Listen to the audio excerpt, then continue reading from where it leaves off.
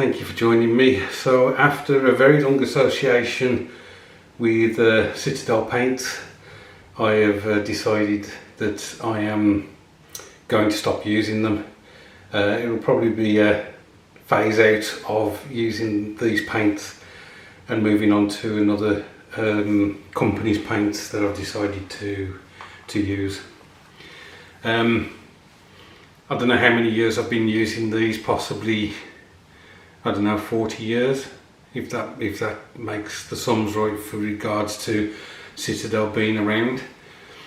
At the time prior to using these, I was using Humbrol paints on figures and things like that, but once I got into fantasy wargaming, of course I was buying Games Workshop stuff, and so I picked up the Games Workshop paints. But over the years they're a decent paint, they're a great paint, don't get me wrong, but what really racks me off, and has come to the point where I've had enough, is these bloody pots. They are a pain in the neck.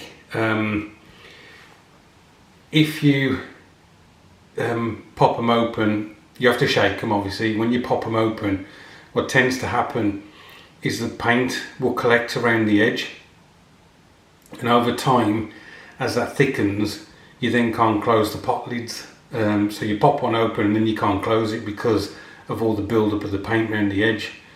So then you have to get a sharp implement or a pointy implement to get that from around the edge so you can reclose your pot. The other issue that you have is that because the paint collects around the edge, you've closed your pot up, and then you go to handle your miniature, what you find is that the paint has spilt around the edge and it's on your hand that you're holding the miniature, and then next thing you find, you've got bloody bolt gun metal splodges on the figure that you're painting.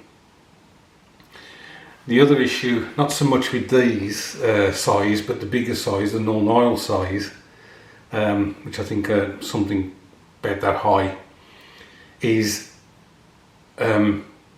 painters will tell you time and again who use that size and those washes and whatever, that they have spilt a pot of it over their work surface.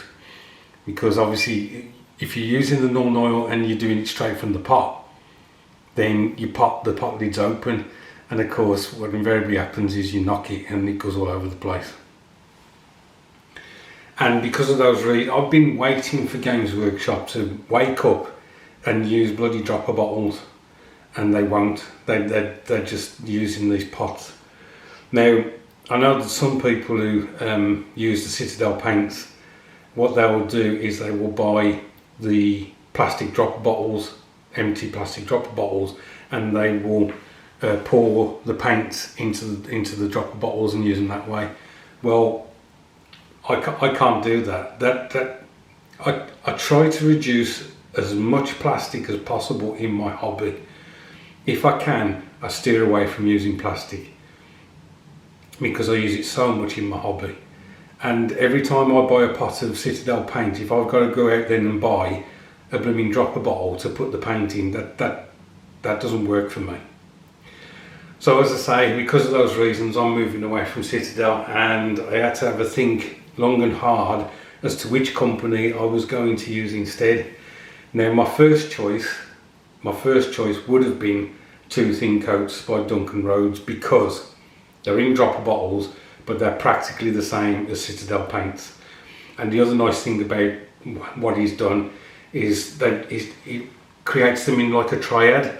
So for instance, like Citadel, he will give you the base paint, the layer paint or the mid-tone, and then the highlight paint. So if it's a blue, he will basically indicate which other two blues you need to use on top of the base paint, yeah, which is really useful. I find some people, it doesn't really matter to them, they're much more of an artist. They can understand how they can get the lighter colours and what colours to mix with which in order to achieve that. But I like somebody showing me, use this with this type thing. The problem with Duncan Rhodes paints, the Two Thin Coats, is that I think I'm right in saying they're the most expensive paints on the market. The other issue you have with them, it would appear, is they're not as readily available as some companies. So the next company I was thinking of using, moving on to, is a company that I already do use quite a lot, and you know that I do, and that's Vallejo. So I was going to go to start using Vallejo Game Color, I think it's called. But the problem with that is they don't do the triad system, so you have to guess as to which paint would be the highlight or the mid-tone for a base paint. And again, I need something to just indicate to me what I should be using. So I have, as I say, I have looked at loads of YouTube videos, loads of painters who use different paints, and I've plumbed for a company that I do use now more than I used to. In fact, I use them as much as Vallejo, and I'll show you who they are and what I've bought. So here we go, guys. This is the basic starter set from AK, 3rd gen acrylics.